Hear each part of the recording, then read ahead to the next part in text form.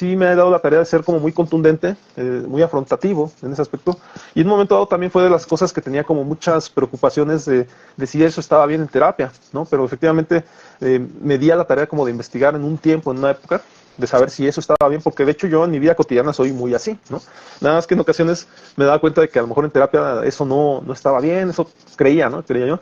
Cuando indagué, pues me di cuenta que sí está bien a veces ser afrontativo, pero hay que tomar en cuenta los mecanismos de afrontamiento, ¿no? Que en ese aspecto, pues yo los que investigué pues, son tres, ¿no? Que está la parte emocional, ¿no? La parte de acción y la parte cognitiva, ¿no? Y en ese aspecto hay personas que por el lado emocional efectivamente les late que algo puede ser, o el día amaneció bonito y hoy sí voy a hacer cosas, o el día amaneció gris y no hacen cosas. Entonces hay personas muy emocionales, sensibles, que no necesariamente se animan a hacer cosas. Por otro lado están las personas que piensan mucho, ¿no? Que son las cognitivas. Esas personas planean mucho, están totalmente, todo el tiempo razonando cosas, racionalizando, pero no siempre llegan a la acción y efectivamente les cuesta trabajo convivir con alguien muy emocional. Y por otro lado, estamos las personas de acción, y digo estamos porque todavía considero que soy muy de acción. Sin embargo, me parece como que me he dado la tarea en mis terapias y demás, en mis terapias personales, de regular la parte de acción, ¿no? Porque efectivamente en un momento dado era alguien que es muy aventado para adelante y que definitivamente muchas de esas cosas me causaron muchos problemas en la vida y entonces mejor le tuve que detener en muchos sentidos y en muchas ocasiones, ¿no? Pero eso es lo que a veces tomo en cuenta para poder aventurarme a dar opiniones y demás. También me he dado mucho la tarea de ver mucho. Yo veía, ahora que estamos aprovechando que hablabas de series, yo veía una serie que se llamaba En Terapia, ¿no? Es una serie inglesa que después tuvo su versión en Argentina, ¿no? Y que efectivamente ahí había un terapeuta, ¿no? Que recibía a muchos clientes y en una ocasión me llamó la atención y con eso me confronté yo mismo también. En una ocasión me acuerdo que este cuate le preguntó a una pareja que si sobre un hijo que iban a tener, sobre sí, o sea, por un embarazo, ¿no? Y ellos daban sus causas por las cuales no querían tener el bebé y causas por las cuales sí lo querían tener. Y el cliente, el esposo de la señora que estaba ahí, llevó al extremo al terapeuta en puntos de gritos y demás. Le preguntó, solo quiero que me contestes una cosa, ¿no? Le dice, ¿debo tener a ese bebé? Y claro, te estoy diciendo que lo llevó al extremo. Y el terapeuta se arriesgó y dijo, no, yo creo que no deberían de tener al bebé porque tú eres una persona muy egoísta, una persona que se enoja muy fácilmente y tu esposa está a la expectativa de lo que tú quieras hacer y al final de cuentas considero que ni siquiera va a ser una buena mamá. Y pum, ¿no? En ese momento pues creo que hasta lo demandaron y demás, pero fue un punto crucial en donde me di cuenta, a lo mejor precisamente lo llevaron al absurdo para que los televidentes como que nos cuestionáramos, ¿no? Si es bueno, y más si eres psicólogo, te cuestionaras si es bueno aportar. Yo en la vida misma, colega, también muchas veces me detengo a aportar mi opinión, porque efectivamente me he dado cuenta de que muchas veces la gente está esperando a escuchar a alguien que esté de acuerdo o a alguien que no esté de acuerdo para hacer o no hacer las cosas. Entonces, en ese aspecto, sí, te soy sincero, ya actúo por la vida un poquito más detenido. He dejado de ser de acción en muchos sentidos, precisamente por eso, para darle la oportunidad a que las personas tomen sus propias decisiones, colega. Entonces, bueno, te cedo la palabra, colega, no sé qué puedas comentarme. Sí, bueno, con esto que comentas, bueno, yo respondería a la pregunta que hiciste sobre si te saliste del tema o algo así cuando comentaste esta situación de la terapia. Yo diría que no, ajá, ¿por qué? Pues porque precisamente este podcast tiene que ver con las emociones y lo que tú nos estabas exponiendo o compartiendo en este caso situaciones personales y que van relacionadas al cómo empezaste tú en terapia, esas situaciones de a lo mejor hasta de inseguridad de haber qué puedo hacer por este paciente, estaré haciendo lo necesario, podré hacer más, cómo puedo apoyarlo, pues tiene que ver precisamente con emociones, ¿no?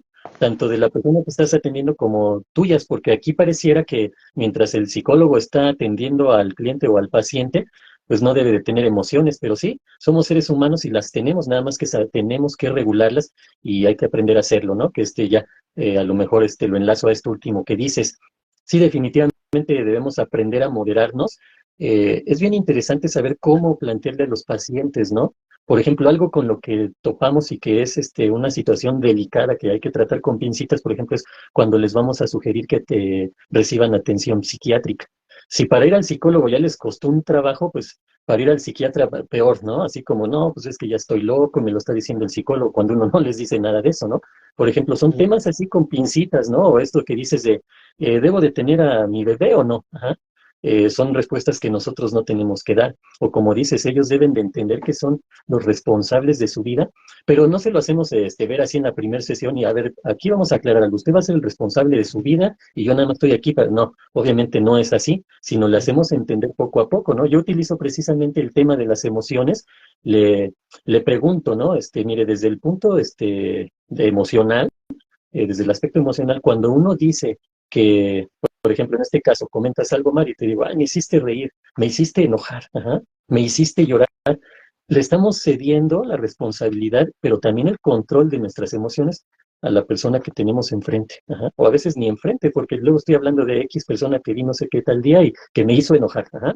Entonces, ese tipo de cuestiones las vamos manejando en terapia para que la persona logre hacer conciencia. Hablábamos la vez pasada de lo que es conciencia, de tener esa capacidad de darnos cuenta de las cosas, de interpretarlas, de afrontarlas, de superarlas, ¿no? Todo eso en sí sería conciencia, no nada más es me doy cuenta y ya, hacen conciencia de que sí, definitivamente son las personas responsables de sus emociones, pero al mismo tiempo que son responsables de sus emociones, pareciera que es algo que les puede pesar, ¿no? Porque en un principio les pesa hacerse responsables de sus emociones o de sus actos o de sus pensamientos o de sus palabras, pero conforme va pasando el proceso psicoterapéutico, eso les va liberando porque saben que así como son responsables de esto y de aquello, también pueden ser responsables de obtener un bienestar para sí mismos y que si ellos tienen el control de sus emociones, en este caso hablando del tema más específico que son las emociones, pues van a poder controlarlas ellos, ¿ah? No alguien más que le pueda hacer enojar, que le pueda hacer llorar, etcétera. Entonces yo creo que esto es importante.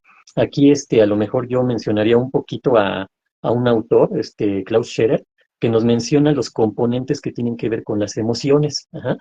Él, bueno, comento tantito sobre él. Ajá, ahorita pues se puede decir que es de los personajes o de los psicólogos científicos que tienen más inferencia en esta cuestión de las emociones, sí, y es otro de los autores que a mí me gusta manejar mucho porque él nos mencionaba que las emociones se relacionan con algunos componentes que a lo mejor esto nos puede ayudar o a lo mejor a lo largo de una terapia, cuando lo vamos entendiendo, poniendo ejemplos, nos ayuda a entender perfectamente la diferencia entre sentimientos y emociones y es aquí donde yo entro a este terreno que te decía, donde no comparto que la afectividad sea una emoción, pero también nos hablaba de componentes neurofisiológicos, es decir, del sistema nervioso autónomo o vegetativo, que es todas las demás ramificaciones de los nervios que tenemos en el cuerpo, cómo reaccionan y cómo se activan a partir de las emociones, entendiendo que ya hemos platicado en podcasts anteriores sobre esos ciclos que se dan, ¿no? Que a lo mejor un acto o más bien una situación o un acontecimiento nos puede generar emociones, pero después nosotros podemos generar emociones a partir de un pensamiento, de una idea, de un recuerdo,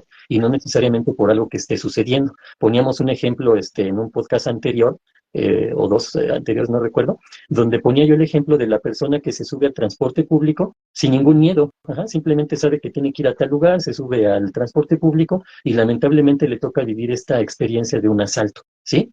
Entonces ahí, cuando se empieza a vivir todo esto, le empieza a generar la emoción del miedo. Ya después, pues la emoción del enojo, de que cómo es posible, etcétera. Pero ahí primero esta persona no va pensando en que le van a asaltar o algo, o situación así, simplemente va pensando en que tiene que ir a tal lugar. Ajá.